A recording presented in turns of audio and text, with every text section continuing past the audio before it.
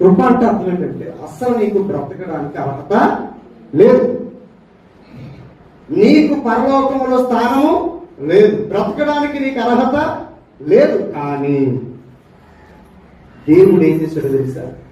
నీ పాపాన్ని, నీ శాపాన్ని, నీకున్నటువంటి అపవిత్రతను ఆయన తన అంతట తానే వచ్చి తన రక్తముతో నీ పాపాలన్నీ కూడా కడిగేసి అడగలేదు. అసలు పాపాలను కడిగేసిన పర్వతమును అడగలేదు, కానీ ఆయనే తనంతట తానే దిగి వచ్చి